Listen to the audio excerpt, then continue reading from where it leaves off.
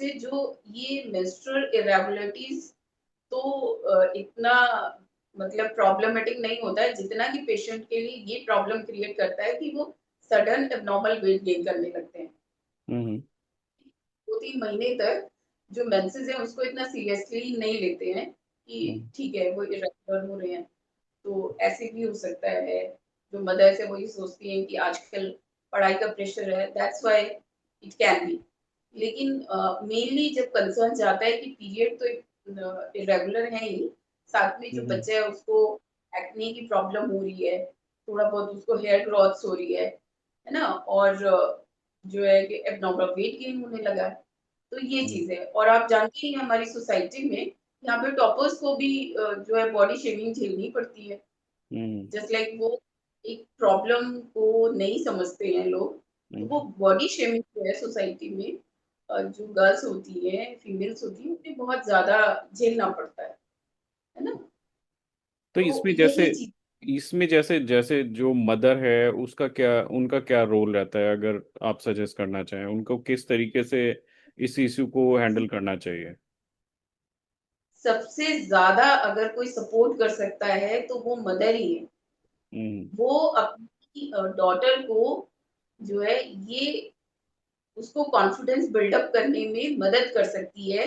वो ये उनको बता सकती है कि ये एक छोटी सी प्रॉब्लम है जो हम लोगों ने थोड़ा नेग्लिजेंस दिखाया अपनी डाइट के लिए, लाइफ स्टाइल के लिए, तो अब हम मिल करके इस पे काम करेंगे, वर्कआउट करेंगे, तो ये प्रॉब्लम धीरे धीरे खत्म हो जाएगी। और उनको इतना ज्यादा इसको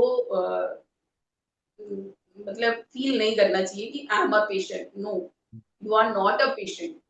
you have not given the importance of like कि आपको ये नहीं पता था, हम्म। आपके पास वो अवेयरनेस नहीं थी। अब जब है तो आप उस पे काम करेंगे और ये प्रॉब्लम सॉर्ट आउट हो जाएगी। Very simple.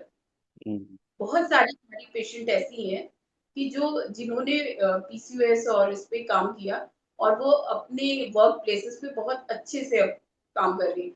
जस्ट लाइक इसमें से एक दो पेशेंट तो हमारी ऐसी है जो इवन की वो एयर हॉस्टेस, जो कि एक उनके जो क्राइटेरियाज होते हैं उसमें physical fitness and all these thing ये बहुत मैटर करता है। तो हमारी पेशेंट उस तक भी पहुंची।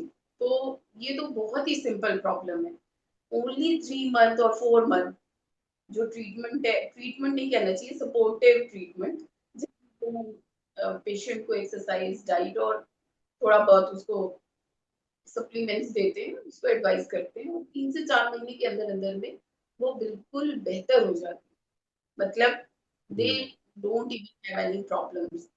ये सब सॉर्ट आउट हो जाता है। तो इसको आप बीमारी बिल्कुल नहीं कह सकते। ये सिंपल सी एक छोटी सी प्रॉब्लम है, नेग्लिजेंस।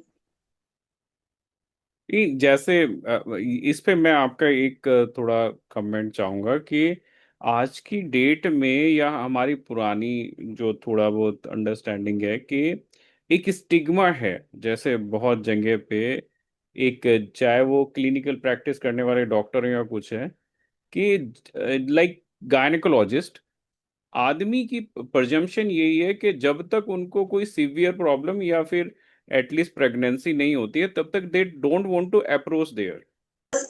Lack of awareness. हम्म।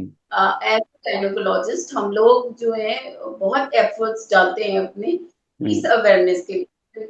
बहुत सारे सिटीज हैं, मेट्रो सिटीज है, वहां पर पीसीओएस के लिए मैराथन हम्म। अरेंज किया हम्म। गया था। जैसे लखनऊ में अभी आई थिंक 10-15 दिन पहले एक मैराथन अरेंज किया गया था फॉर अवेयरनेस ऑफ पीसीओएस।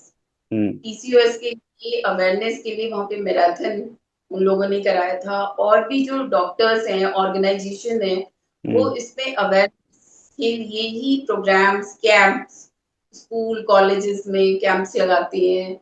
और जो कंपनीज होती है, फार्मा कंपनीज है, वो भी अवेयरनेस के लिए इसमें पम्पलेट्स और ये सब डिस्ट्रीब्यूट कराते हैं, बारकोड्स देते हैं कि आप उसको एक्सप्लोर करके आप देख सकें हम्म। कि कैसे आप हेल्दी लाइफस्टाइल कैसे अटेंड कर सकते हैं। तो ये तो देखिए सोसाइटी में बहुत सारी प्रॉब्लम्स होती हैं।